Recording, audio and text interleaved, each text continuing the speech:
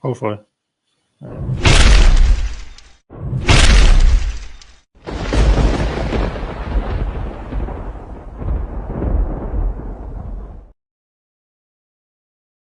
Hi, welcome to TS Paranormal Productions. I'm here with Ghostly Gatherings from the UK. You guys are, I'm probably butcher this, Leighton Buzzard? Leighton Buzzard. Leighton Buzzard. It wasn't too bad. And that is a little north of London. I looked at the map here. So why don't you guys introduce yourselves and talk about how you became a group? Okay. My name's Emma. I'm the founder. I set it up about 6 years ago, and it's slowly grown over the years.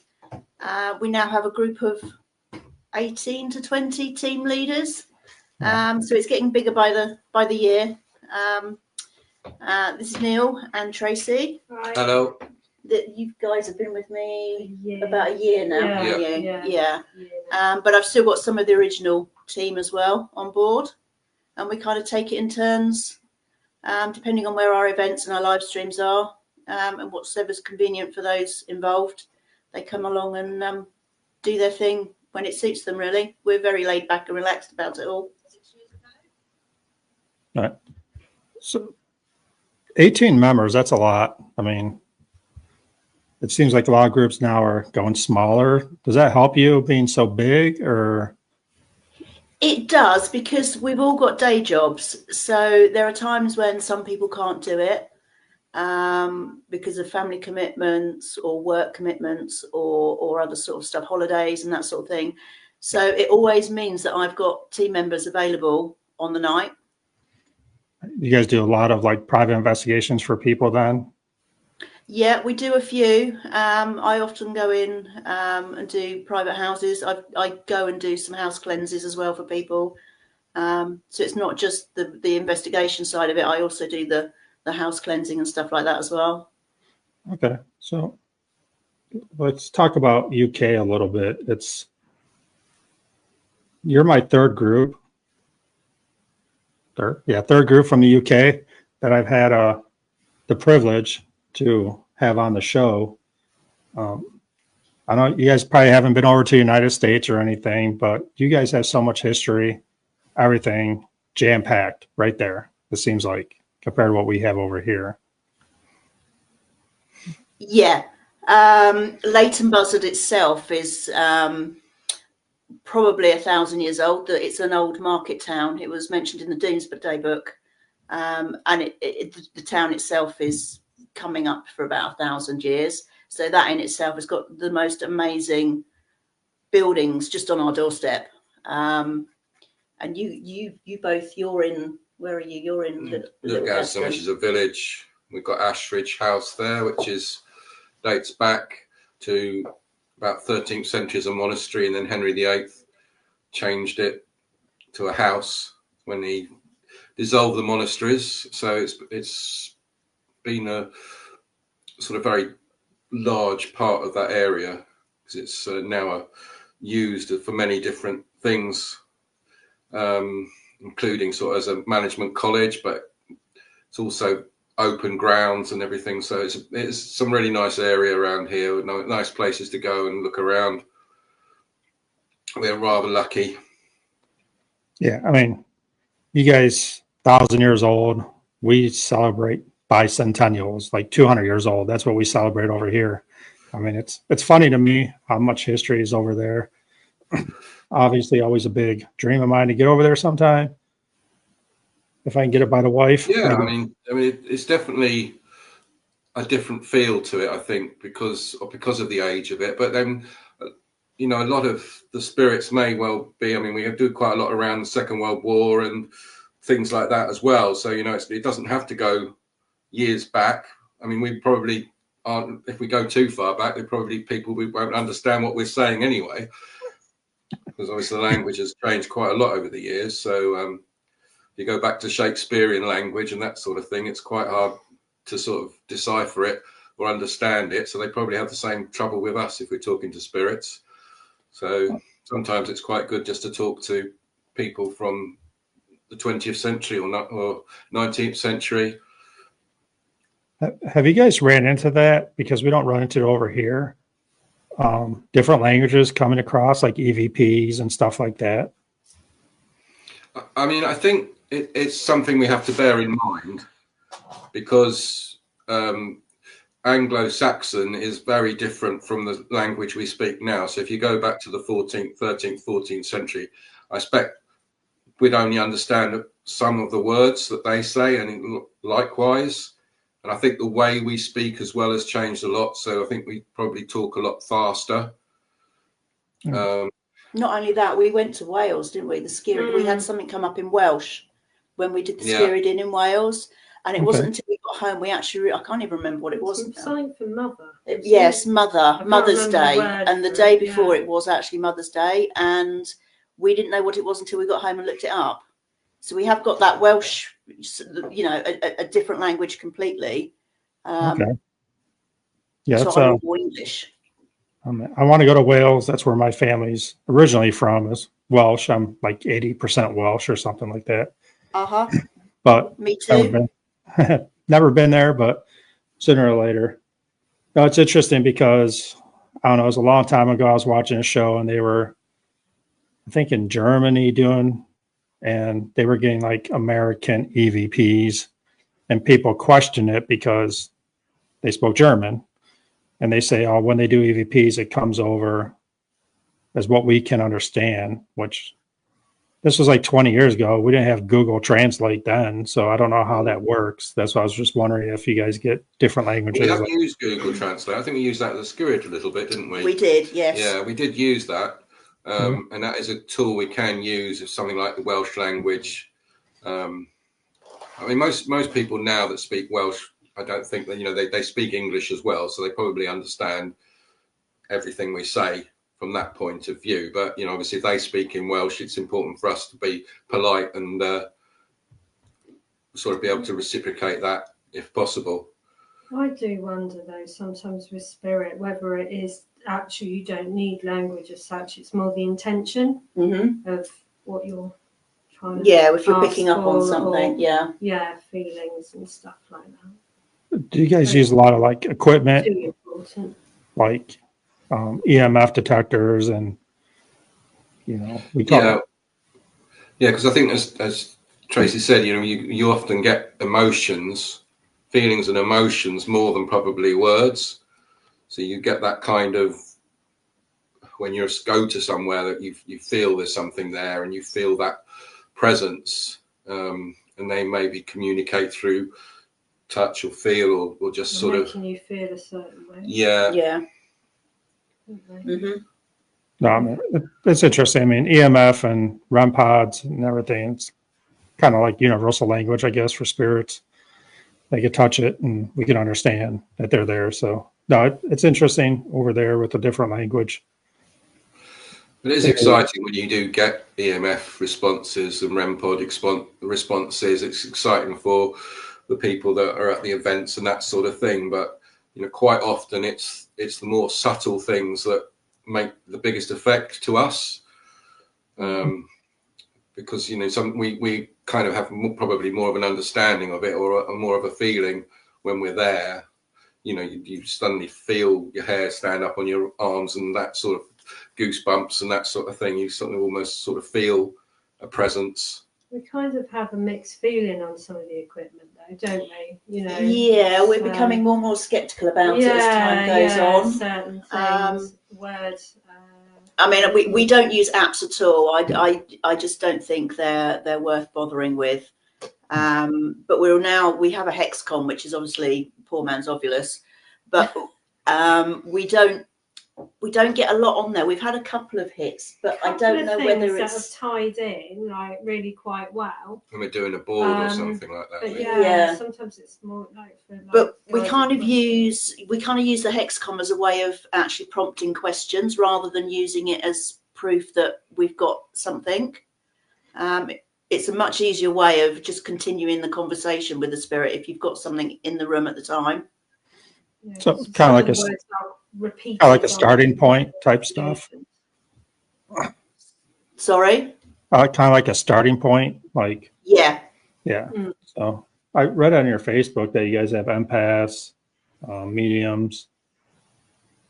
I forget the other word you guys used. So, I mean, 18 people, you have to have a lot of like empaths, and do you have psychics on your group too, or? Yeah, I'm a psychic medium. I've also got another lady who's psychic medium. We've got a few empaths, we've got a few clairvoyants, one clairaudient. We are a mixed bunch, but then we've also got a few that have no gifts whatsoever, and I think they bring something much more important to the group, and that is that they keep us grounded when we're going off getting really excited and they're not feeling anything. It kind of makes us stop and think, right, okay, let's step back a bit, let's just see what we've actually got, and it keeps us on a level, because we do want to be genuine. We don't want to take people down a path that may not be completely what we think it is. So they kind of give us that grounding, don't they? Yeah. That they don't, it's good to have all sorts on board. Oh yeah, definitely. I mean, you have to have your skeptics. I mean, Yes. it's sensitives. So can you explain to me, because I've heard of psychic mediums, I've heard of clairvoyant, but what is like the definition of someone being clairvoyant? Clairvoyant is where they actually see spirits. Okay. So I do actually see them as though, like Neil and Tracy sat here now, I see them like that. I can walk into a room and they'll be sat there. So that's clairvoyant, that you can actually see. Whereas some people use their third eye and get an impression of something. I see it as a physical form. Okay. So that has to be a lot for you, though, being psychic, medium, and clairvoyant. I mean, because you're going to feel it. I'm walking around all the time, seeing all kinds of stuff, hearing all kinds of stuff. There are times when I just say, please just leave me alone. We have a spirit in our house called Marcus, and he's constantly on the go. Now, my son, he's just walked in the door, actually. He's clairaudient, so he hears things, but he's also an empath, and he picks up on people's emotions. And I'll often get a message from, oh, Marcus is walking around again. Can you tell him to go away for me, please? And it's just constant all the time. So, I mean, a little off topic. What do you find the hardest to, I guess, deal with? Like empath, psychic, medium, or clairvoyant? The empath is probably the hardest, just because your emotions can be constantly up and down. I mean, I can walk into a room and just burst into tears for no reason whatsoever because I'm picking up on that energy. And then other times I can just laugh out loud and be really happy. So it's just this whole up and down of emotions all the time. I mean, thanks for explaining that, because I've heard clairvoyant before, but never really got a definition of it. But that's kind of cool. Like that word doesn't come up too much over here in the United States. Okay. There's the different clairs, isn't there? Yeah. Clairaudient. It's mainly psychic, mediums, sensitives over here. That's what they call it mostly. So. Okay. Well, a psychic medium is somebody that has all manner of gifts, for want of a better word, but also I can actually communicate, and I can get words come through and actually get information from them. We did one at Buckingham Jail, which is in sort of about an hour's down the road, and I picked up on this lady, and I was having sort of like a mental conversation in my head with her. Didn't really think that much of it, but as I was getting words come through in my head, I was writing everything down. I then went off and I asked my father to do some research for me, and I actually found this young girl. She was the daughter of the governor who run the jail, and I got her name and her age and everything. She was there on the census. So it's good to get all that stuff come through and then just go back later. We do a lot of research, don't we, afterwards, where we look at stuff and find out if what we've got is actually the truth, or whether it's just something that's been suggested to us. And we do come up with a lot, don't we? We do get stuff that's come through. Obviously, not all information is recorded, so things will happen that we can't verify, but you often get these weird anomalies, don't we? That you can't really explain why that's happening No. or why we get that information. And it's good to get just ordinary people involved with these things, because then they get to understand a little bit about what's going on. So we're quite open to having people using the boards with us, spirit boards, Ouija boards, whatever you want to call them, that sort of thing, so that people get involved with it. Not obviously if they don't want to, nobody has to do anything, but it is good to see just people learning how, and because we're not scared. I don't know why, it's not like being in a film or anything like that. You don't feel scared ever of these things. It's almost like most of the spirits we come across have a great warmth to them. Yeah. There's a real sort of feeling of joy amongst a lot of them, and that they're happy to communicate with us. That's what I always feel. Yeah, I mean, occasionally there's something darker there, but I think spirits are probably just like humans. There's good and bad in everybody, and it's probably just the same with spirits, but just Hollywood's probably given it this kind of fear factor. But I haven't found that at all. No, that's as the TV shows and movies. I don't want to say ruin the paranormal outlook a little bit, but like you said, not everything is scary. 98% are just spirits that want to talk, have a conversation, and get their story out. I mean, that's what I look at. It's probably the biggest challenge, actually, when you're doing an event for people that haven't been on a ghost hunt before. They think it's going to be like a TV show, and it's really not. There's a lot of quiet time and patience to be had. So that's probably one of the biggest challenges, do you think? Yeah. It can be, because we don't force anything. So if it's not happening, it's not happening. Yeah. So you can go to some places and it will be busy the whole time and things are happening all the time. You go up to other ones and there's barely anything, but we're not going to make things happen. If it hasn't happened, then, it's still an experience for people. And there's normally little bits and that sort of thing that will occur and we can't explain. And even if it's like the hexcom, the words coming through and people get interested in that and that sort of thing. So there's normally something happening, but we never try to force it. And that's the important thing.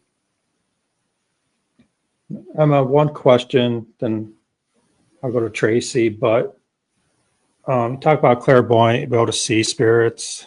We ran into like residual where they don't talk because they're just kind of like a film replaying itself. Yes and no. A lot of them are just residual, playing over like the tapestone theory, but I have actually had responses from some of them. I went to the cloisters in Letchworth, which is another sort of in that direction, about an hour away. And I walked upstairs into one of the rooms and there was a gentleman sat there at the table and he was drinking a cup of tea. And when he saw me, he literally got hold of the cup of tea and he went like that at me as if to say hello, drunk the tea, and then he disappeared. So he knew I was there and he actually responded to me. So although you do get a lot of residual stuff happening, they can actually acknowledge that you're there as well. That's cool. That's interesting. That's cool though. I mean, it's probably one of my most favorite things that's ever happened to me, because you got that recognition from them back and you don't often get that. The question could be as to what they see of us. Yeah. Obviously, we're limited in what we see. We don't all have the powers that Emma has. I'm more of an empath and I feel buildings and things that have happened in places. I can feel instances like that, but I can't visually see like Emma can. But, all those different things do come together. So you do get, working as a team, that we can make these things kind of understand and bring it together. I mean, you're putting pieces together to make a story. I mean, right? I mean, that's what it comes down to. Yeah, that's it, because we can piece together things that we feel. And kind of one of us or all of us will feel something, or sometimes it's just one or two of us will feel a presence or happening. But we respect all our different views and all our different things, and that's important, I think, of working as a team. That we respect each other. And we all learn off of each other as well, don't we? Because we're all, it doesn't matter how long you do this for, you will always be learning something forever. I know my views, I don't know about you two, but my views have changed over the years. I mean, I've been involved with spirits since I was a child, so it's always been around me. But if you had asked me 10 years ago my thoughts and what they are now, that's slowly developing into something different because of experience and things that we've actually had happen to us. And I think everybody's constantly learning. There is no right or wrong. No, I mean, the thing with the paranormal world is you got to grow as a person and you have to grow as a team, right? I mean, that's what you guys are doing over there. We see it some here in the United States. A lot of it's not, it's their way or no way type stuff. And the teams I try to work with kind of seem like growing, learning from each other, being a better investigator, because, the end goal is to get, spirit story out there. And some people forgot about that here. So it's a difference they between lose their way sometimes, don't they? And what should and shouldn't be done, what their main end goal is, and that is to prove to everybody out there that what we see is actually happening. And also, we have to be respectful to the spirits. Yeah. I think that's a key thing for us, is that we are very respectful towards them. We appreciate the fact that they're communicating with us. So I think we have to pass that over to them, because if they're going to spend time or whatever or energy communicating with us, then being respectful and not pushing them. I've been to a couple of other events where they were very pushy towards the spirits, and almost threatening them and accusing them and that sort of thing. And I think that gives it all a bad name. I think you have to be respectful. Oh, definitely. So Tracy, you're quiet back there. So I'm always quiet. I'm the quiet one. You're the one that just kind of observes everything. Yeah, that's what I'm trying to hear. So what got you into the paranormal and joining this group? Oh gosh. I don't know. I've always had an interest, even from a teen. There's always been something. I could never put my finger on it, but I was always really interested, but also really scared. So anything I was experiencing, I'd shut it out. It's like, no, I don't want to know. I don't want to know. And it was only sort of recently I thought, no, because I've always watched the TV programs. I've done all that, just interested in history. And I just thought, no, I'm going to go on a ghost hunt. And I was not dreading it. I was looking forward to it, but I thought I was going to be terrified. I thought, I can't do this. I'm going to be so scared. And just fell in love with it, didn't I? Mm-hmm. And then, can't stop me now. And I let everything in. I'm like, I'll experience it. I had something touch me on the back of the arm at the Skirrid, didn't I? Yeah. That did make me jump, but it was okay. It was all right. Yeah. So, it's just sort of grown from there, really. But I couldn't really say what actually got me into it. It's just grown. Yeah. Has your fear gone down by doing more now? Yeah, I can even walk around in the dark now without being scared. Apart from the other day here when we were trying to talk to Marcus. I thought he was going to come out on the stairs. Yeah. I did put the light on then. But otherwise, my fear has gone down. I haven't had anything to really freak me out just yet. No, I mean, that's good. I mean, I think fear is some of it. I mean, I think some spirits feed off fear. Yeah. So I think it's good to have someone that's, I don't want to say fear, but a little nervous, a little scared. Oh, yeah. I think you're always a bit nervous. I mean, because, let's be honest, if we were spirits and we saw someone a little scared, you're probably going to go touch them or something, to see what their reaction is. Yeah, for the fun factor. Yeah, that's fine. We always ask them to anyway, don't we? Yeah. So, yeah. So, like, para-unity is huge over the United States right now. I don't know how it is in the UK. Working with other groups, and do you guys work with other groups or pretty much stick to yourself? I mean, you have a huge group anyway, so. Yeah, there's so many of us. I think it's really difficult to then actually do something with anybody else. You know, I would never say no to anybody that wanted to work with us. You know, I know you had Emily Paranormal on a little while ago, and Yeah. you know, I've been chatting to Emily for a couple of years now, and she's a lovely, lovely girl, and she's going to pop round for a cup of tea, and maybe we could do something together with her. Another cup of tea, you know, the British and their tea.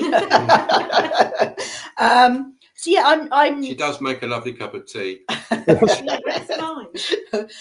So I would never say no to anybody. If anybody wanted to come along, you know, I'm always open for the whole para-unity thing. I think it's kind of, there are teams out there that it's all, they're very protective over what they've got because they've worked so hard for it. And being such a small country and having so many teams at the moment, I think it's kind of lost its way a little bit. And people are frightened of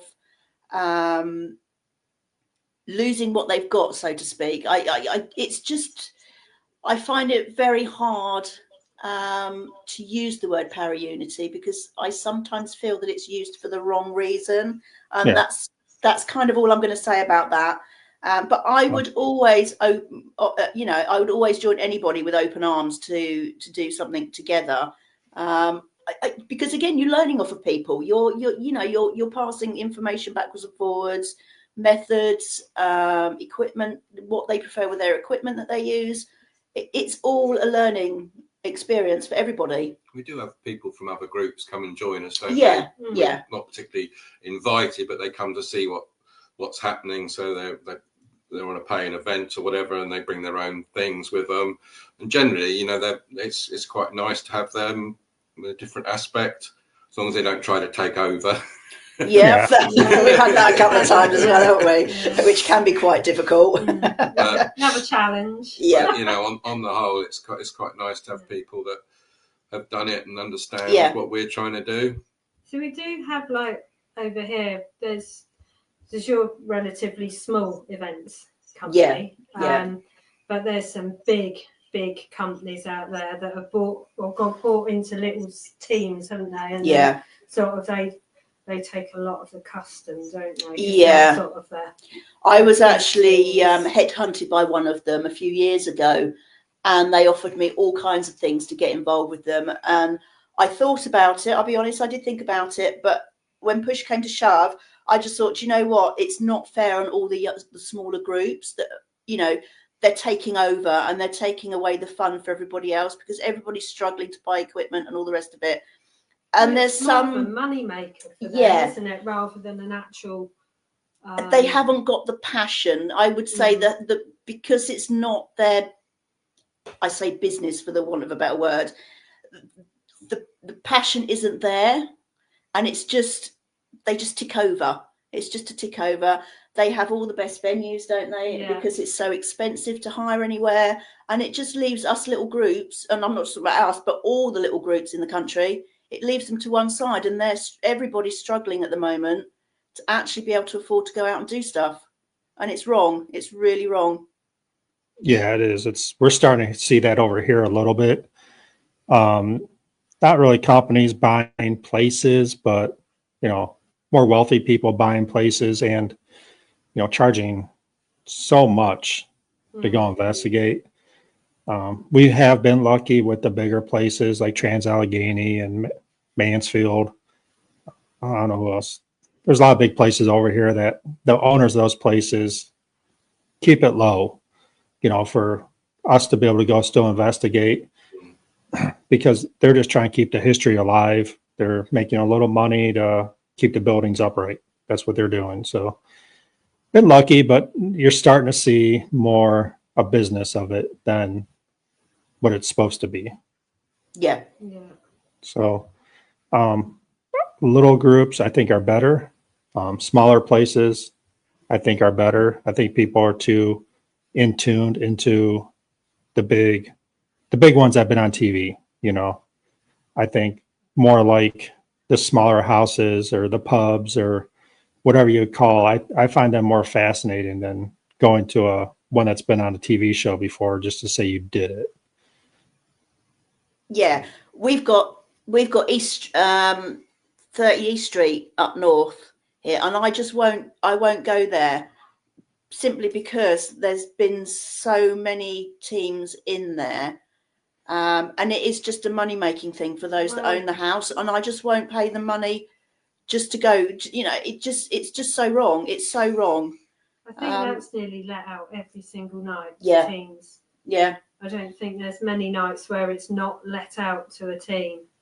So it's just a moneymaker, I think. Yeah. So I mean, you guys heard about the Annabelle doll, right? Yeah. Yeah. So you know, the comedian Matt Rife bought that house, Yeah. Lawrence house. Yeah. I mean, from my understanding, it's $4,000 a night. Mm-hmm. Yeah. And you have to pay for them to review your footage. Like. Yes. Yeah. It's $500 or something, isn't it, for the footage as well, on top of what you're already paying? Yeah. I mean, no small team's gonna do that. No. I mean, there's no way. I mean, honestly, I don't care if I had the money. I don't think I'd do it, just out of purpose. I mean, yeah, best keep that money and come over here. Oh yeah, trust me, I'm trying to get over it. I had to convince my wife, who hates this stuff, maybe take a little vacation. There's a lot more to the UK than just this. There's loads she could do. Yeah, I mean, Emily Paranormal was nice enough to say, "Hey, I can walk you around some places," because I mean, she's out every day, I think. And I was trying to tell my wife, like, "Hey, we get like a free tour guide, like we can go over there, and maybe I can disappear for a night or two." But yeah, she has the most wonderful life, Emily. I said to her the other day, actually, in a message, I said, I'm so jealous of your life. You're always out doing stuff. Every single day she's doing stuff. Yeah, I mean, it's unbelievable. She was my first person from the UK on. I kind of just emailed her because I've been following her. And, you know, I told her, I'm like, you're living a life that we want to live out every day. And she just doesn't do paranormal. She does history. And when she told me why she does it, I mean, it's pretty impressive. You know, her mom being sick and her mom wanting to see what she's doing. So she just went Facebook Live just to have her mom watch her do this stuff. Then it just took off. I mean, I think it's unbelievable. So we'll talk about what you guys said earlier is teaching other people. So you guys take groups around, try to teach them paranormal. I mean, it's not so much teaching, but we hope that that's what comes out of it. Yeah. It's more of a subtle, the teaching part, or helping people appreciate and understand what we're doing, rather than it's some kind of scare fest. Yeah, an experience. It's an experience they want to have. Some of them have done it before. Some people it's completely new to. So it's trying to give them the best. It's amazing how many people out there have got equipment and are geared up, goodness knows with what, when they come out. And I guess they just want some direction and some. Or the venue. The venue, obviously is part of it. But I mean, I think having a team is quite good, makes it more interesting for people. You know, I think if you go to places on your own and that sort of thing, or maybe one or two people, it's probably a lot harder to get that energy up. So we find that humor and things like that can get things going. You know, I think a lot of spirits like that energy, like that positive sort of energy that comes with humor. You know, quite often we're laughing and then something happens, you know, a tap or a bang or something that we can't explain, just from that energy that we're creating. So I think, you know, when you've got groups together, that energy can really have an effect and bring more out. So, you know, it's that kind of get those people feeling that this is not just about jumps and bumps and scares. I mean, sometimes it has happened. Sometimes I've seen people really freaked out by what's happened, and they will, you know, it's maybe even a life-changing experience for them. You know, they've all of a sudden they do believe in something that they perhaps didn't believe before they came to us. So, you know, you do have that. It's quite exciting when you see somebody really kind of like almost shocked or have that kind of experience where, you know, that they start to question what's going on around them. Yeah, I had a group of 5 guys turned up once. We was at Moot Hall in Bedford, and they were all skeptic. They'd had a couple of pints on the way there because they were a little bit worried and they didn't really know. But none of them were believers, and they actually left at the end of the night having had the most amazing night. And they booked up the next morning, 9 o'clock in the morning, the next lot of tickets, because they were blown away, and they all went home saying, "Thank you so much. You've really taught us a lot. We completely changed our minds now about the paranormal world. We were wrong." No, I mean, that's awesome that, you know, you can show people that there is spirits out there. They're not bad. You can talk to them and they'll talk back. Yeah. The one thing Neil, that's the thing, you know, it's not, as I say, we're not scared. It's not about scaring people or things like that. That can happen just simply because they're not expecting anything. Yeah, and things happen. The people that have come for a bit of a laugh and they don't take it seriously, you know, and then and then all of a sudden you see them completely change. You know, something happens that they can't explain, we can't explain. And then you know, it does change people's minds. And for me, that's the best thing of doing this out of all of it, because I've had spirits around me all my life. I've kind of, oh yeah, that's happened, this happened, and I kind of take it tongue on cheek sort of thing, because I'm so used to it. My excitement now isn't from the spirits, but it's actually watching the guests that arrive see something for the very first time, and you see their face light up and you see them get excited. That for me is what this is all about now. It's just wonderful to see somebody have an experience for the first time. I love it. No, Neil, you said something that kind of caught me. 2 words: positive energy. I think that's huge in the paranormal world, about how you go into places. I mean, you have to be positive.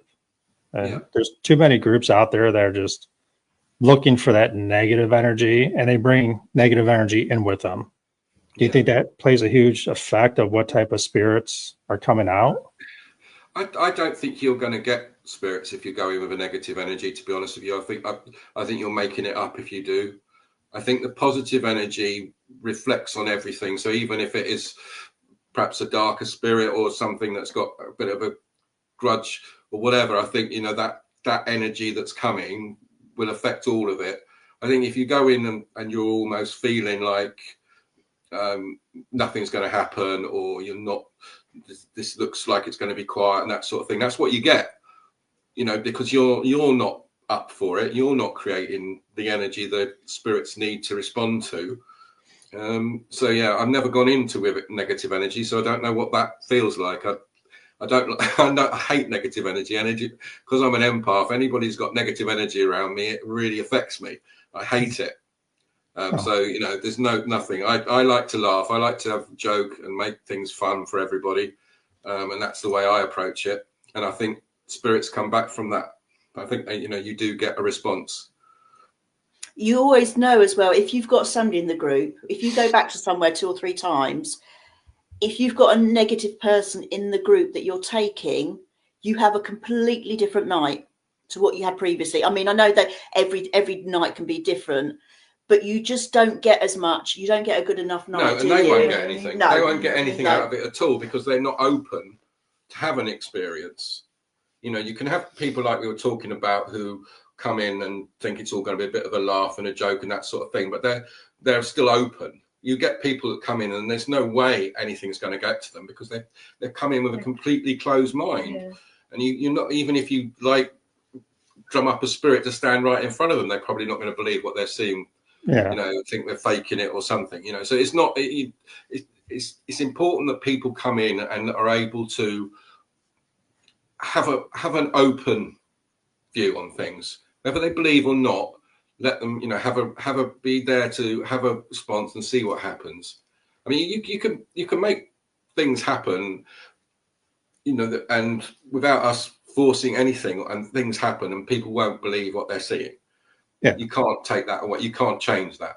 But, you know, for those that are willing to accept it and understand it, even if they don't believe it totally or whatever, but to have an experience that they can't explain, or they'll go tomorrow morning when they go to work and they'll talk about it with their mates, and, you know, even their mates are like, "You're silly," or whatever, but they've had that experience. You can never take that away.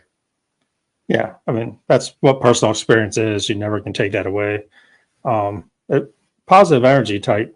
I had the owners of Old Hospital on Couch Hill on West Virginia. It's an old hospital built in the 20s, shut down now, but they were talking about during the day they'll have like kids in there doing tours. It's a history tour. It's not paranormal, so they just go do the history of the hospital, the town. I mean, that town used to have 25,000 people. It's down to 3,000 now because it's an old coal mining town. All right. But, the owner said that when someone comes in that night for an investigation, the spirits are, I guess you say, ramped up a little bit more, a lot more consistent, a lot more. And that's probably because of the children being there and being in a hospital, bringing joy to those patients, because back in the day, I always said, like, when grandma was in a hospital, she always smiled when grandkids walked in the room. So Yeah.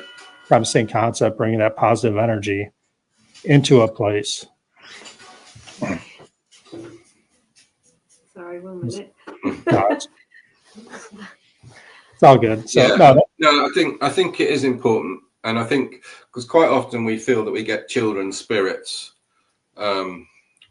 when we're out, and it's quite hard because sometimes you feel if we do boards and things like that, and you get like weird responses, they're not really going to let us, they're not really, it's moving around, and you start feeling that this is a child, they're not really following a thing. And I think it's more emotional. You feel a much more deeper feeling when you've got children on the other end of this. So I'm sure that they feel the same. There's children around and that sort of thing, because children do bring a natural energy, and I think they're unspoilt. They don't have the same sort of barriers, the same sort of things that we put up over the years, protect ourselves from everything that goes on around us. And I think that children are so much more open to having these experiences. My youngest son, when he was little, it was scary, the things that he could come up with and he'd see and he'd hear. And, it's kind of like, I think he's put it to the back of his mind now, but at the time, it was almost quite frightening, the things that he'd say or say he'd seen and heard and that sort of thing. But I think it's just because children are just so much more open to having these experiences. They don't understand probably what they're having, but they don't have these barriers that we all put up. So they're just so receptive to the things that are going on around them. Yeah, I don't think also with the negativity in the world, it's not affecting them as much as affects us right now. Exactly. Yeah. We have a lot to deal with as we get older, and different things happen. And, you find yourself, certainly when I was younger, like my son, I had a lot more experiences with this type of thing. I didn't understand it, and there wasn't like the real look at it that we have now, the real understanding of it. When I was a teenager or younger and I was having these feelings, I just, I didn't really want them. I didn't really want to try to understand them, because it wasn't normal. It wasn't viewed as something that, you should have. So, it wasn't till later, when I have much more confidence in myself and in what I do as a person, that, I was willing to accept that this is something that I have always had, and I need to be able to get it out and use it. All right. Let's so Ouija boards. Look down in the United States a little bit as kind of like witchy, I guess you want to call it. Dark. How are they portrayed in the UK? Just as a tool, or? I think we do get everything that you get. So, if everything that happens over in America and Hollywood and everything like that is here. So I think that's what people's main impression is, that it's something to be scared of, something to be intimidated by. So, I think that's the first thought. But we do have a lot of people that come along and say, nope, not doing it. I can't do it. It's too scary. You was one of them. I was. I would touch them. And then, not touching that. Yeah, they'll sit in the room and they'll just watch for a little bit, and they'll see what's going on, and then they realise then actually it's just another tool. It's no different from table tipping or divining rods or any of the other equipment. And then they'll jump on the board and they'll go home and say, oh, I loved it. It was brilliant. I really, and that completely changed their mind about it. But we do use it with respect, and we do open and close it down properly. And I think that does bring a bit more confidence. I'd have to say that I'm not a massive fan, because I think it's very easily manipulated. Yeah, that's work on that. You know, that's my problem with it. Is, you know, I don't understand why some people come along and want to make things happen. So whether it's instinctive, whether it's something that they don't mean to be doing, but you know, you can tell sometimes that somebody's trying to push it around the board, and you know, that's what frustrates me about it a little bit. Is I do find that some of it muddies then what we're getting. Because sometimes you can get fantastic responses, but you're left thinking, "Oh, was somebody doing that?" That's more like when we're doing an event, like guests. Not guests, not like us. We don't, you know. No. Yeah. But you know, on the events, it's just some people come along, they just want it to happen. So whether they're doing it deliberately or just Sorry, that's my cat's tail there. I apologise. It freaked me out a little bit. I thought all the way back there, just a tail. I'm like, what is going on back there? Yeah. It's that's why I start laughing. No, I mean, Ouija boards, dowsing rods, I'd like them, but like you said, too much human interference, I believe. Influence. So what do you call me, Emma? Rodman. That's his nickname. Yeah, so I love the dowsing rods because I find that they're very simple for everyone to use. And if you use them correctly, it's not easy to manipulate them. You can see if somebody's manipulating, and I haven't really noticed it that much because they're not actually holding the metal, they're holding the plastic, the metal's turning. And I get so many good responses with it, asking questions, somebody else holding it, getting those questions going. It really has a good response with people because it's so simple to use. And I think if there are spirits manipulating it, or they're able to manipulate it, it's very easy for them to use the energy to move those rods. So I find it really useful and a good way of getting people involved in what we're doing. Going back to the children, you had really good responses, didn't you? Where was it? The school, British Schools Museum in Hitchin. Yeah, and you had children. Yeah, and it really blows people's minds as well. You know, there are people there, were having conversations with the pupils or whatever. People at the school, they were having these conversations, and everything made sense. You can close the rods, and then people can see it happening. Yeah. And there's no strings involved. It just happens. I don't know. I can't explain it, but I normally double up on a question. If we get a positive answer, I'll say, well, can you open the rods now after you cross the rods? And they will. It happens. And I don't know if it's the power of people's minds or it is the spirits, but it is fascinating to watch. Yeah, I mean, I've come to really sort of feel that it's something that I personally can get a real amount of information and positivity out of. I've used dowsing rods. I do like them because, like you said, you're using them. There's no one else touching them. You're not manipulating them. So yeah, I mean, they are good tools. I probably should get back into them a little bit. I've seen some videos though. I've seen some team, not my team, but other teams like hold him up like this. Oh, it's pointing at me. I'm like, oh, no. Then I've seen one video where it's spinning around and you can see the girls, ladies going like this, like, Yeah. yeah, come on. Like, so no, but you know, I did have one team member back in the day, and we had a very good dowsing rod. It was the first time we used them. I borrowed them from one of the guides, and this was 6 years ago, and he will not touch them ever again because of the responses he was getting. Like, he just got freaked out from them. He's like, he actually just took them, threw them toward me, and said, "Never again," because of the responses he was getting. And it was good. I mean, it was fun. We get so wrapped up in electronic devices, I think, that Yeah, we I was forget. going to say that. I think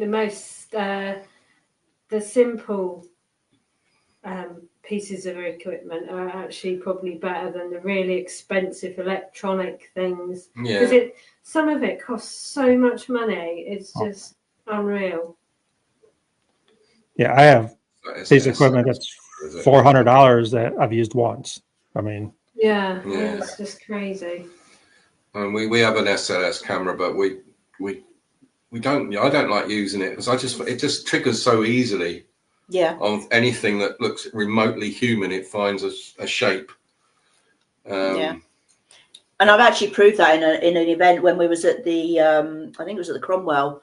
Everybody got excited, and like I say, we don't bluff anything. And I was at the front of the room, and they were all watching from behind at the back of the room. And I just walked over to the table, and there was a bag on the table. I picked the bag up and put it on the floor, and this image completely disappeared. And I just said, you know, that's why I don't like them, because they can just give so many false readings all the time.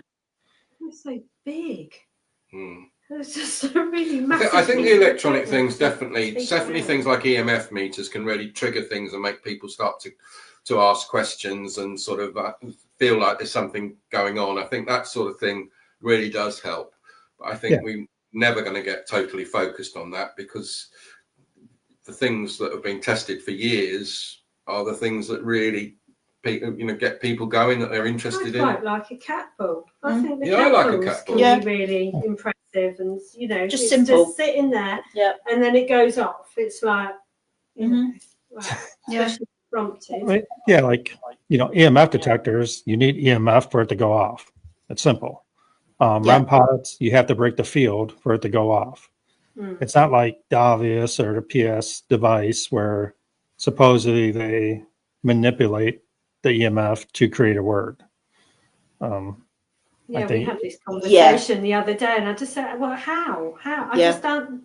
I can't get my head around it." So it's like, I mean, interesting. They're fun to use. I mean, it could be a good start, to an investigation. If nothing's happening, break out the obvious. Maybe get some words that can create, start your investigation and get more evidence that way, or responses. I don't know. I mean, have you ever used Novulus and actually got something that's tallied up with the history of the place and got the words come through?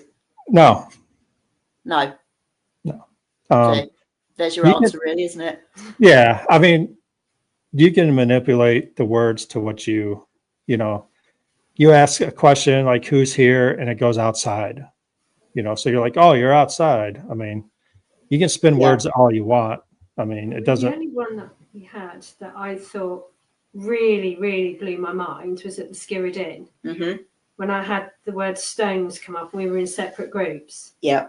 And then, I thought that's a weird thing to have. Could be a surname. I don't know.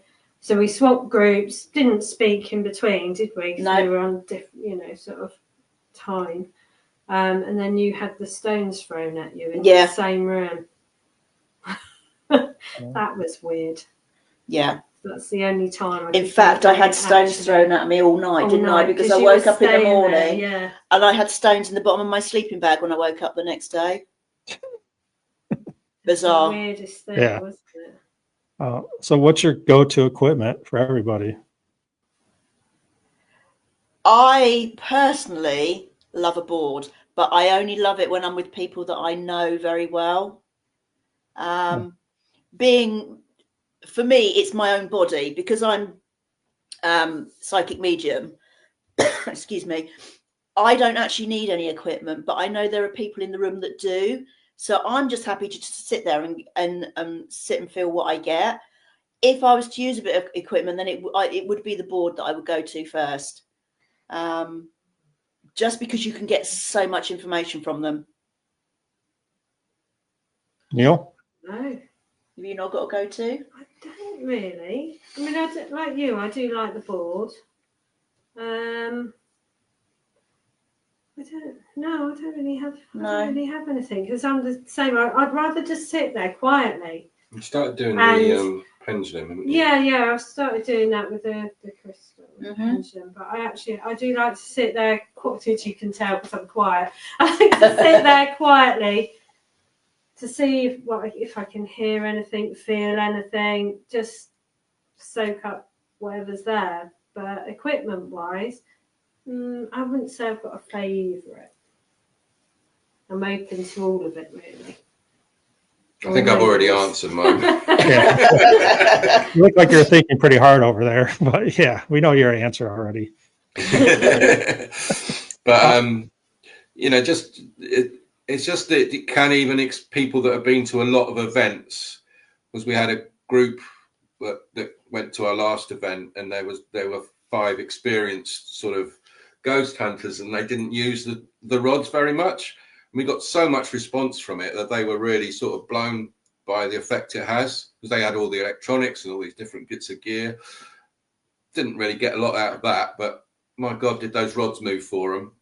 They did say they were going to get there. Yeah. But yeah, it is. I just find it so simple to use and so effective, and I think that's why I like it, because I'm quite a simple person. So if it's simple, it's all that much better. Yeah. I use a digital recorder. That's my main go-to. You always forget, don't you? What was that? Sorry. Yeah, for EVPs, digital recorder. Yeah. I mean, it's something we need to do more of. Yeah, definitely. I do way too much. So I have my recorder going the whole time, because you never know. So yeah, I think for us, because we've all got day jobs, we haven't got the time to sit down and go through it afterwards. So if we haven't got time to go through it, there seems little point recording it, really, because we're not going to. Can I just ask, Brian, what's the sort of best thing that you've had from that? I've had a couple really good ones. What was the one in Madison Seminary is pretty big up here. Those are some of my best EVPs. I had one of my group members never did an investigation before, so we took her, and she wasn't part of the group then, but she was scared, like scared. So we took her up into the attic. It's a huge room. A cat ball went off like 10 feet behind her. She jumped. She got scared, screamed, everything. She was done for the night. We went back probably 2 months later, and I said, you need to go do a solo up there and just face your fears. She wouldn't. She took her girlfriend up there, and she was explaining that what happened to her, the cat ball, and how she jumped. She actually tore her calf muscle jumping the first time. Yeah. So as she was explaining, this female voice went, I did that. Oh wow! Wow, that's brilliant. That's made me go all goosebumpy. Yeah, I love that. We really must do EVP. Yes, we must. I've got a digital recorder, but I don't know how to use it. Another one that just happened. Did she jump? Did she jump when that happened? Did she hear it, or did that just come out in the EVP? Just came out in the EVP. Wow. I kept it in my pocket for like 2 months until we did a podcast, and I had her listen to it. Yeah, she was a little freaked out by it, but I bet. But cool experience. Like, yeah, I did that. So then I had another.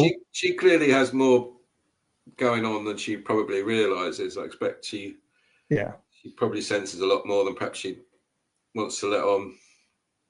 So one of the coolest ones I just got was in Madison again, in the back rooms. Pretty dark history back there, what they used to do to patients. I was up there with a couple guys and just talking in a big room. Then we had 2 investigators come up that just like to talk, and they were just talking, and they walked in the back, and a female voice came over. We didn't have any females back there. And it goes, will someone please talk so they will leave? Right over the recorder. And I was like, what? So I was listening to them, like, will someone please talk so they will leave? That's what this female, spirit said. That's incredible. Kind of like telling the other spirits, like she was shy, like, hey, will you talk so these two people that won't shut up leave? Because they were loud and they were everything. That was a pretty cool EVP. But again, with EVPs, I record 30 hours on our trip and maybe a minute and a half of EVPs total. So it's a lot to go over, but I enjoy it. What do you think, Brian, that they see of us, the spirits? What do you think they get from us? I don't know. I mean, I think it's kind of like humans. Everybody looks at us different. I think some out there want to get their story out. And I think some just want to be left alone. So I think some look at us like not your group or me, hopefully, like, what are these idiots doing? I mean, I do sometimes wonder when we go to places which have been very overused, perhaps sometimes, and I do wonder if they just think, oh God, not that again. Go away, leave us alone, sort of thing. But and we do ask that question. If you want us to leave you alone, then let us know that as well. So they've got the option. Yeah, that's one thing I do. You ask, and if they say, I'm like, hit that REM pod if you want us to leave, and it hits a REM pod, we're gone. Like, we're leaving. Yeah, all right. And that's part of the respect thing. You have to understand that they well, I don't know. That's why I wonder sometimes what they see of us or hear of us, because I don't know if it's just our souls they see or if they see us as shapes. Well, some of them do and some of them don't. So I've asked a few times, because they quite often have had different responses when Emma's come to see what our group's doing and that sort of thing. And they sort of see Emma perhaps more than they see some of us because of her, I don't know, her power or whatever. They seem to see her as a brighter image than perhaps they do other people. We've actually had them refuse to speak when I've been in the room before now, haven't we? Yeah, we had that. Yeah. Yeah, because they're almost like startled, because this is all of a sudden this is something that really comes across to them that they see. And when she left the room, we have actually asked on the board what, did that figure impact you? And then they started talking again, and they just sort of said, it was a bright light, a brighter image that startled them. And so I do think, probably see us in different ways. Yeah. And I think if you're again a negative person, then they probably don't really see you. If they, that negativity, they probably just see maybe a dot or a nothing. Whereas I think the more open you are and the more you're with it, they probably see that much more of you. I mean, that's interesting because, a lot of people think like spirits are in a different dimension, than we are. So if you're in a different dimension, are they seeing us like we're seeing them and vice versa? Like, I mean, that's the thing, isn't it? We assume that they're seeing us because we're in the now, but their now could still be the now to them, if you're with me. So we're maybe interrupting their dimension. So they're people like Emma can see them, whereas we can't, but they can see Emma more than they can see us. They maybe hear us, or they maybe feel us, our emotions, very similar. But, I don't, that's one of the things that I find fascinating as to what they get from us. So as usual, we have more questions than answers. Yeah. That's what it's all about. That's why it's fascinating. No, it is. It makes you think. But I would like to think that, because of that we had with Emma when, they came into the room. She came into the room and it went completely silent. Everything that was happening just stopped. And we just asked after she'd gone, did you see that figure brighter than us? And that, it was a sort of reconfirm that this was something that actually shocked them. And it wasn't just in that building, was it? We've had it twice now in two different places that's happened. So You know, that made me consider as to what they see. I think, you know, a normal person they'll see as maybe a shape, maybe a spirit, maybe a figure. But I think, you know, obviously somebody that's closer to that realm, they'll see a lot deeper, a lot more contrast in their world, in their dimension. It's going to make me think now for a while. So, man, so talking about like you having to leave the room sometimes, do you guys find that sometimes like a female team compared to a male team will get more responses in certain locations? Oh yeah, we had that. Yeah, cellar we had a brilliant one actually. Women. we had a spirit in the cellar in a pub in Leighton Buzzard, and he was contacting with the women but not the men. So we were using the rods, and if a man went on, he didn't want to know. As soon as a lady went on, it was moving its way and that way. He was answering all the questions. He was having a laugh with them, and he just enjoyed talking to the ladies. The ladies, man. Yeah, he just seemed to really enjoy it. But it was really odd how that happened. We got a lot of information about him and what happened to him and lots of different things through the night. It was very interesting. But I think this depends on the spirit. I think, and as I was asked this question by these ladies here, as to whether they think the customers have more respect for men, which can be a help. But I just think it's the person, you know. I just think it was how we deal with it. It's more as if you're taken more seriously as a man, wasn't it? Something like that. Yeah, because there's more women that are spiritual than men. So, yeah, it's just without sounding sexist, because I hate to. Oh, here we go. I'm always outnumbered, Brian. Help. No, I just think if you've got male investigators and you've got people turning up for an event, I think they're taken much more seriously than women that can be perceived as being a little bit hairy-fairy and like head in the clouds type of thing. Which we're really not. Which we're not. Not at all. But I do think men are taken more seriously in the paranormal world. Don't look at me like that. I don't know. I think it's very equal. Yeah, I think it's. I think. Deborah Lynn asked, "Why do you think a dark spirit would hang around?"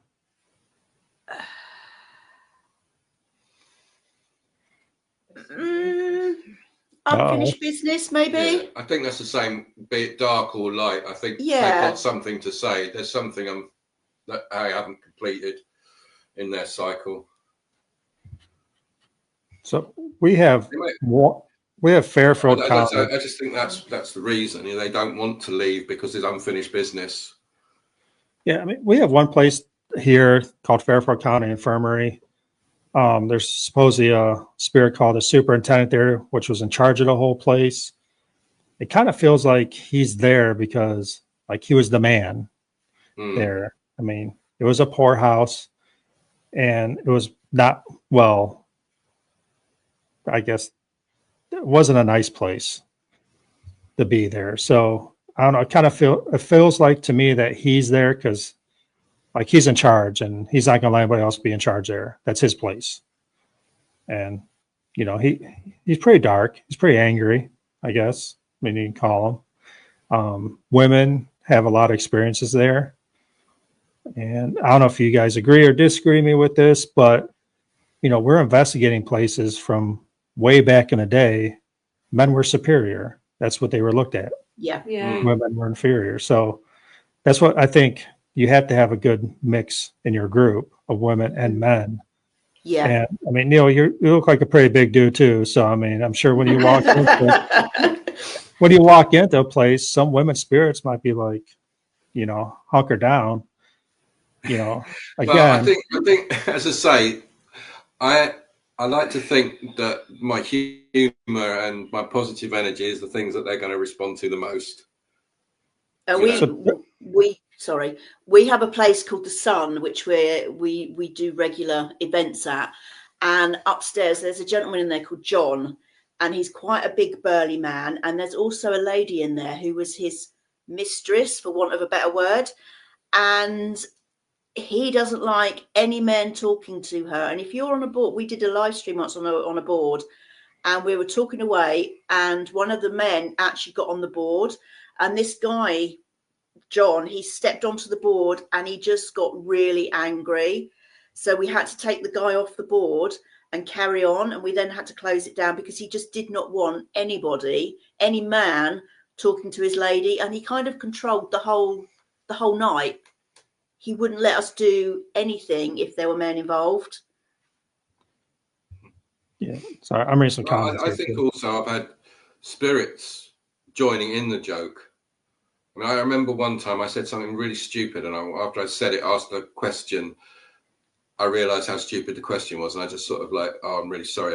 That's really, and the thing was pointing at me. The rods they were holding just went and pointed at me as though you are an idiot. And I was just like, yeah, you're right.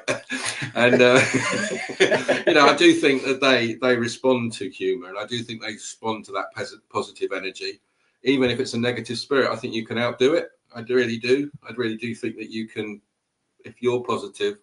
Well, they feed off your energy, don't they? Mm-hmm. And your positive energies can be more powerful than your negative. Yeah, I think so. So, hey, Central Michigan Paranormal. And Deborah, we'll get to your question in 1 second. But yeah, so Neil, do you think that it, like, you being a big guy, like I said, but you're a positive guy, does it take a little bit for them to warm up to you? Then you start getting some responses?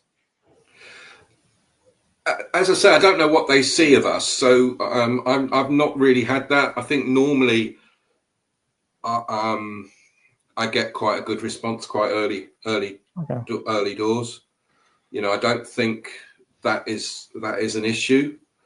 I'm not an intimidating character like that on these events. I have been told that I'm scary at times. That's the funniest thing I've ever heard. But these people will know that I'm not. I'm just very gentle, very gentle soul, and that's what I think comes over.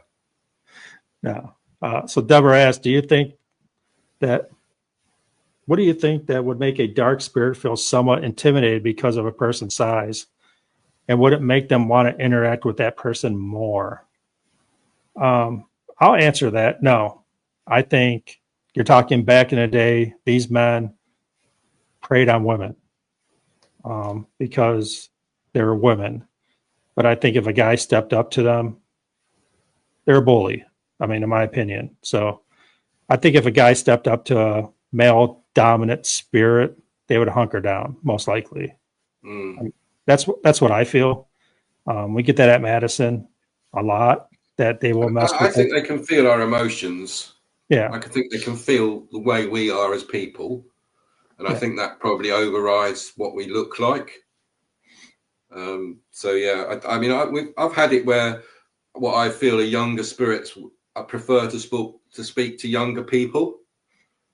And perhaps they find the older people more intimidating, or the older energies.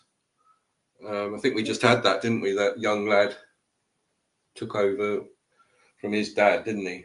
And he got lots of response. Oh, yeah. Because we thought it was a young female, and she seemed to be willing to speak to the son, but not the dad. And I think, sometimes that what the person that they relate to the most is the person they're going to contact. So I think that can happen. To how they see us. So if they don't see our physical body, they're not going to see like how big or small you are. It's just on your energy. That's how I see it. Have you ever had a spirit talk to you? And Emma, you can probably answer this. Talk to you, then another spirit won't let them talk anymore? Yeah. It happens quite a lot, actually. If you've got more than one spirit in the room, one will dominate the conversation. Without a doubt, one is in charge and the other one sits back and listens.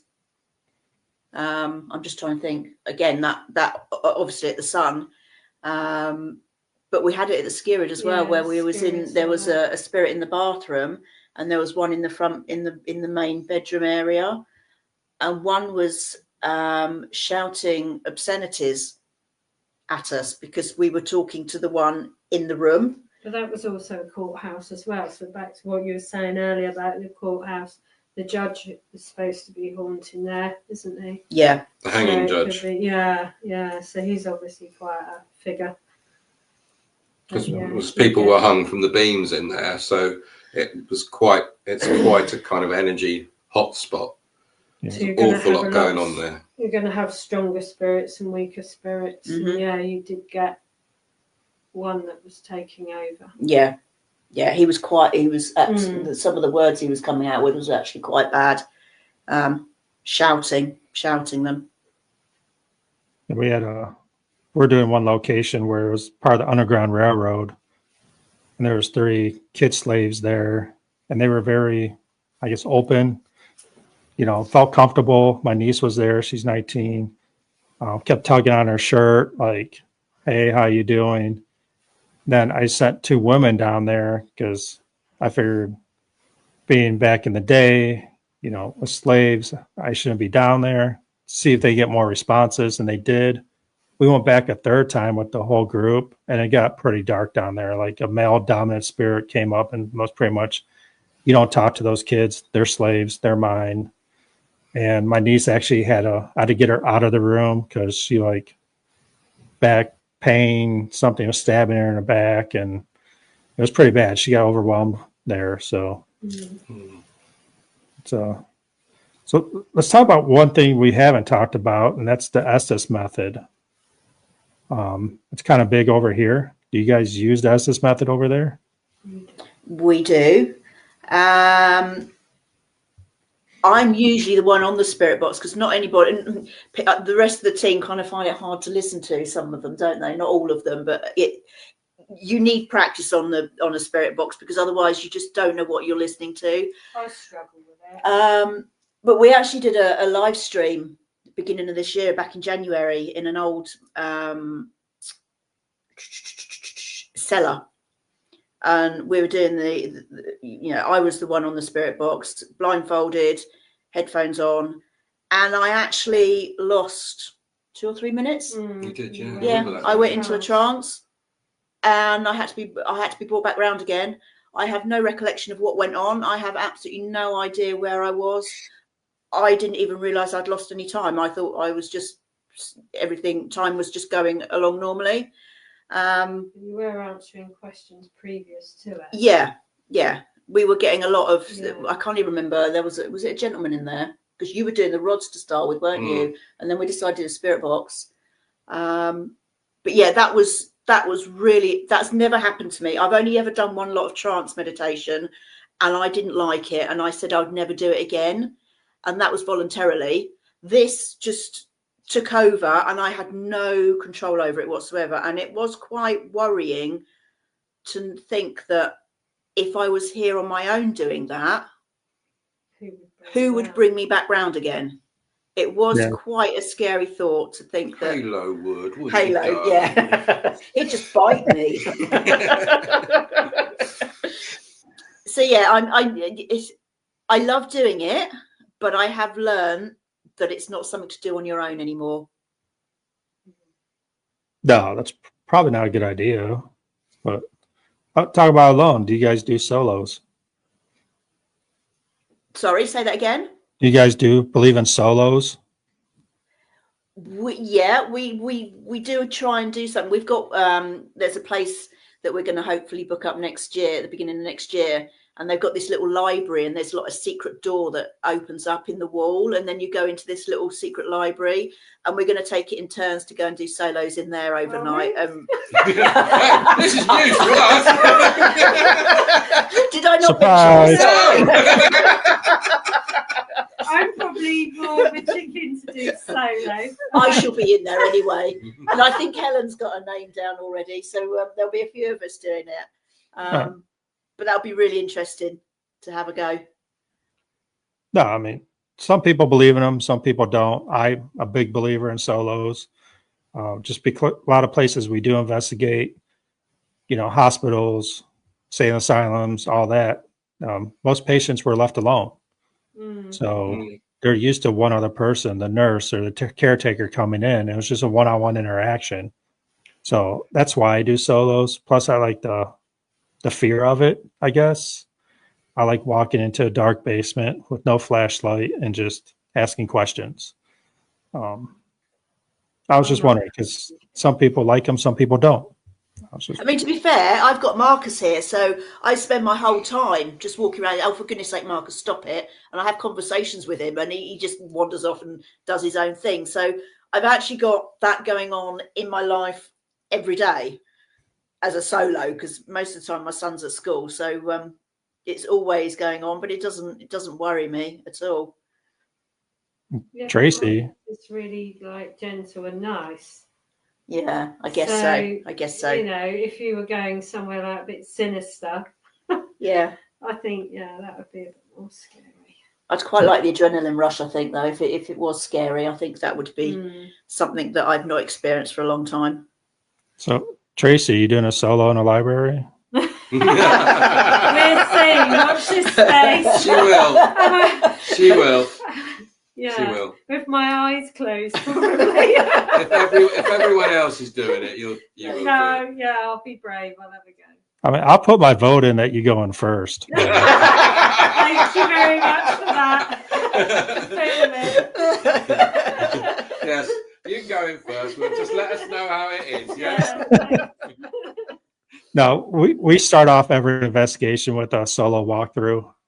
If it's me, or I'll pick someone that's willing to do it, just to walk through the place and get a feeling for it. They're not really investigating; they're just going through, see where they feel the most off, I guess you want to call it, energy.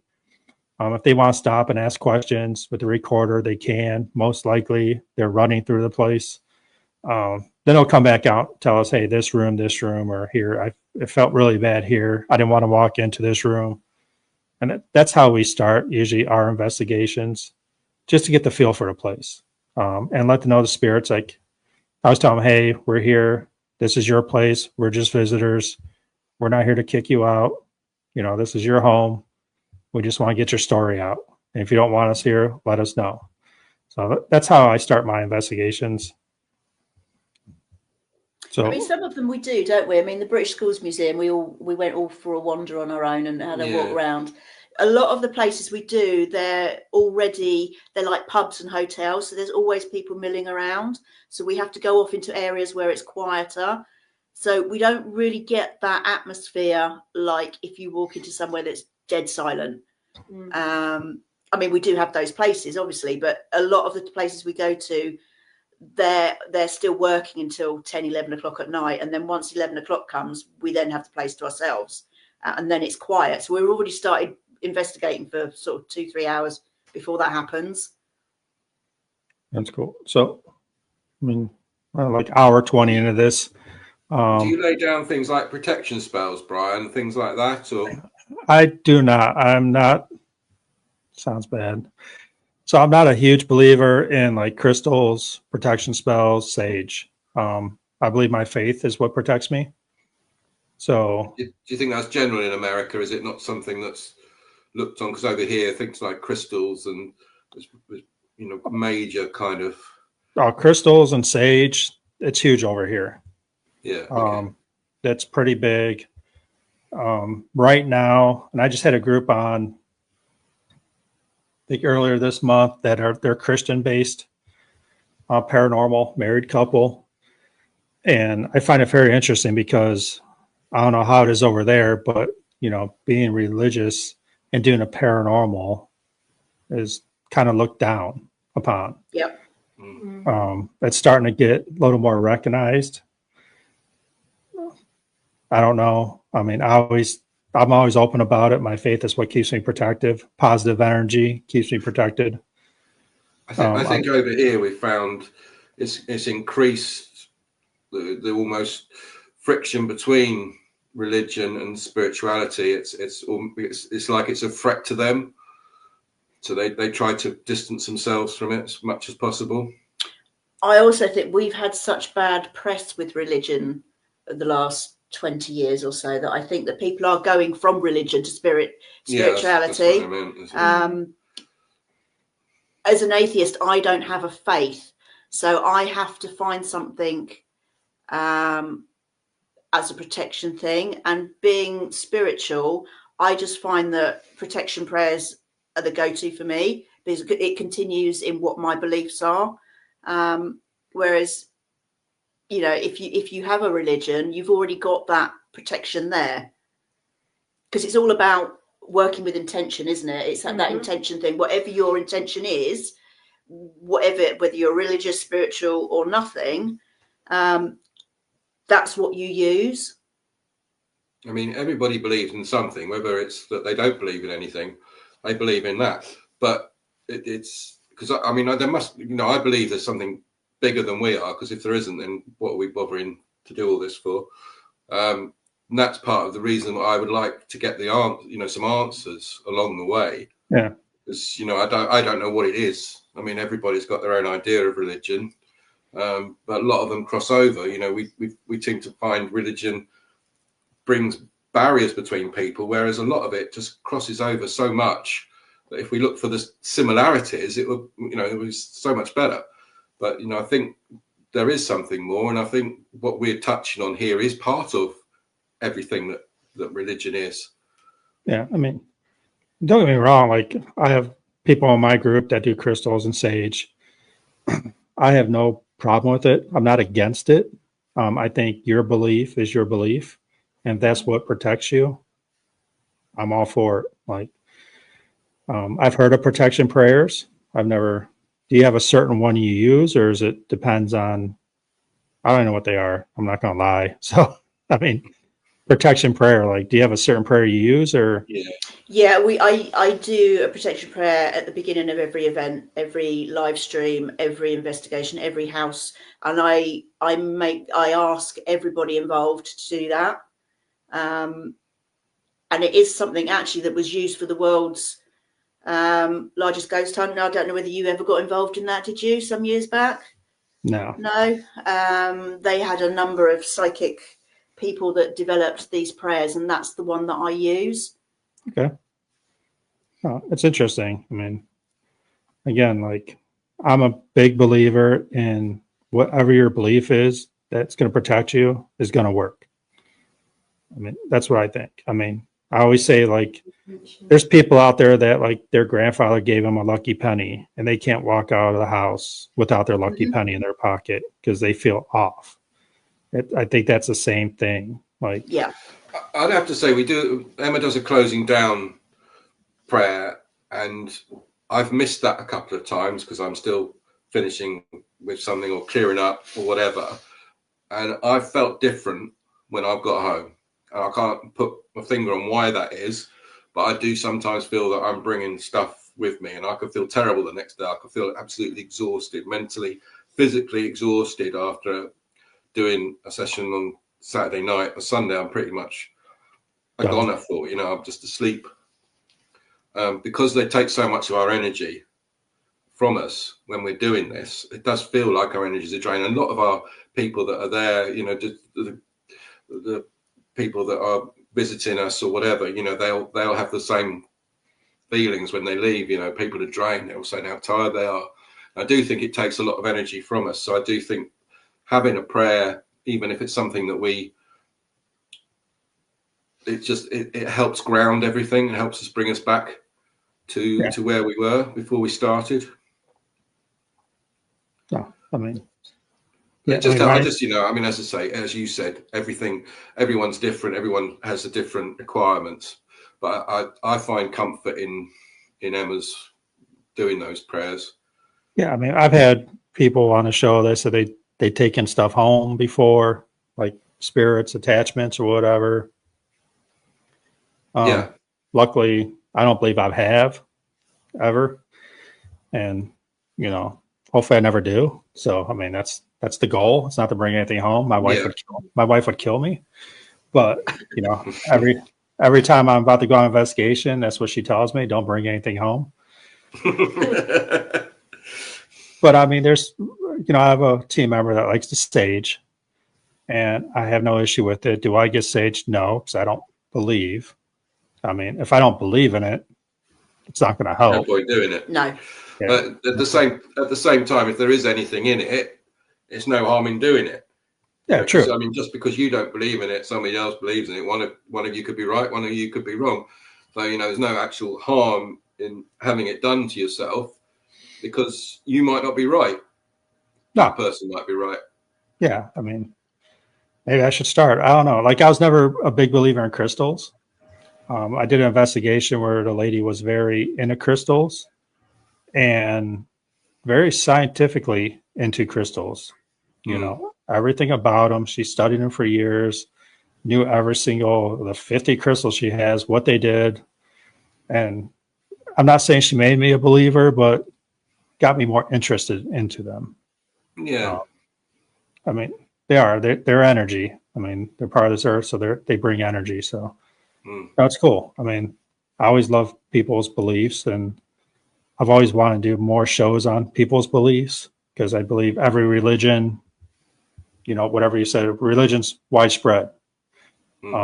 Whatever you believe in, that's what fascinates me in the paranormal world, especially when it comes to protection and what your beliefs are. So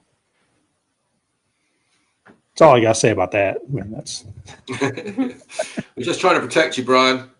No, I'm cool with it, man. I mean, so did I ask this? What's one? I always ask, what is like one, I guess, bucket list place that you guys want to investigate? Mine's easy. Winchester House. The what? Winchester House. Oh, Winchester. No, I haven't. I've seen many shows about it, but no, it looks cool though. Yeah. So, of all the history you have in the UK, you want to come to America? Absolutely. We're actually planning a trip, aren't we, in a couple of years' time to come over, but we haven't decided where we're coming yet. We're still in the debating bit.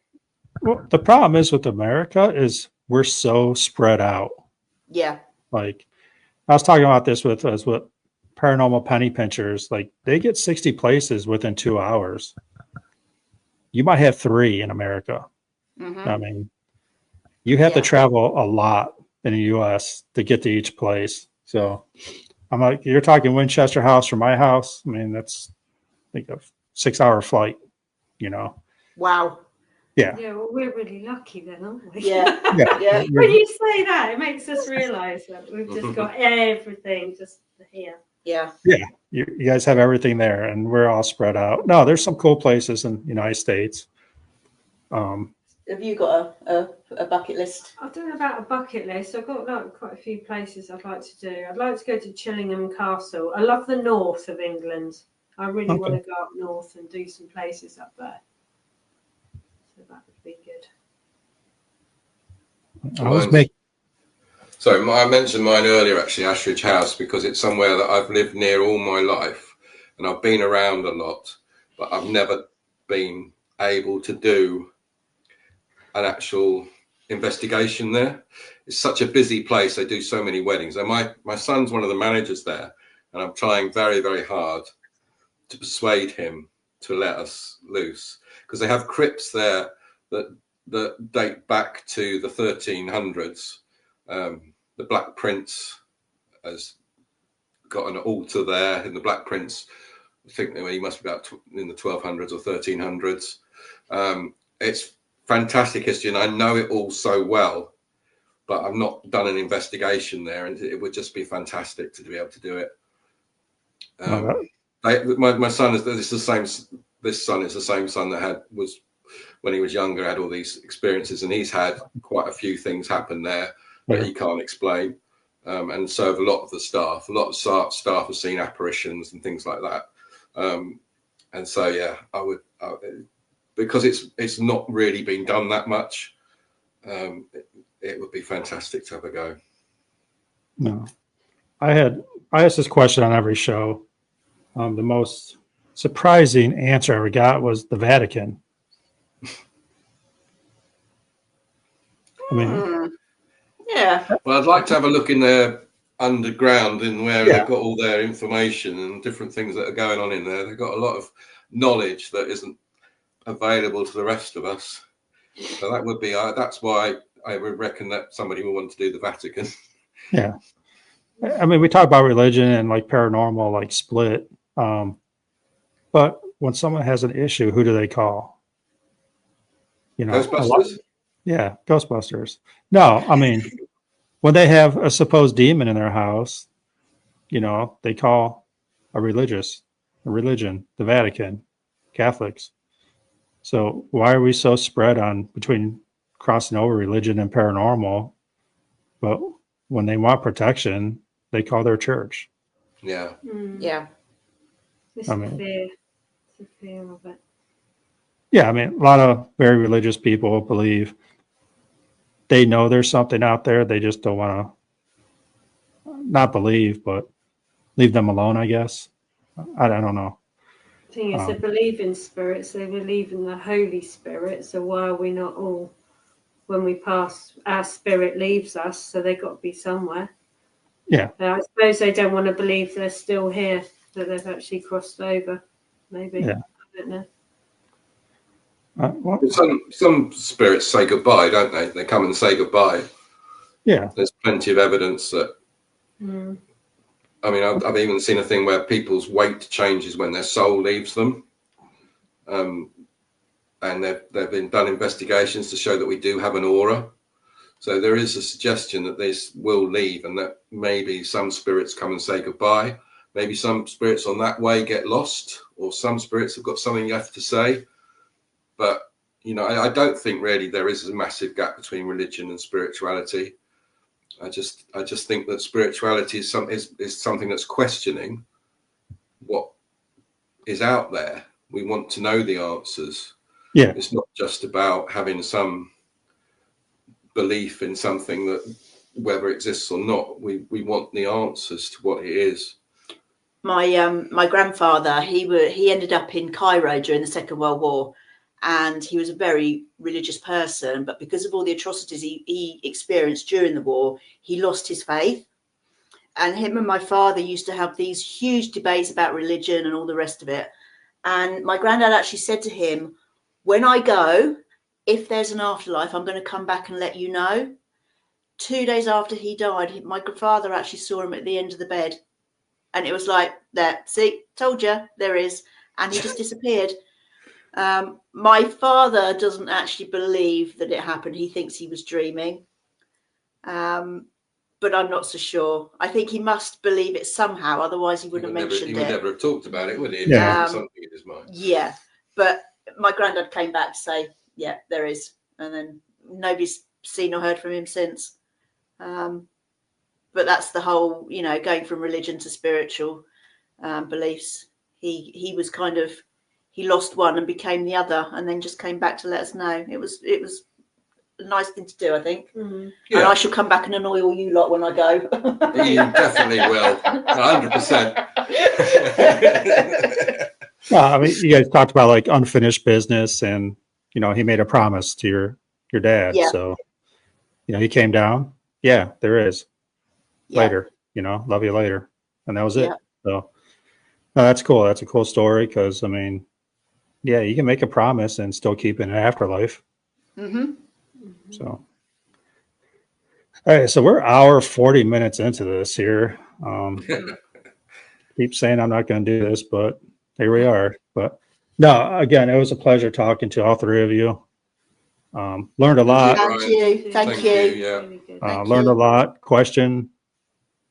More questions than answers now. I got to look into about how they see us. Thanks, Neil. I mean, I appreciate that. If you ever come over to America, send me an email.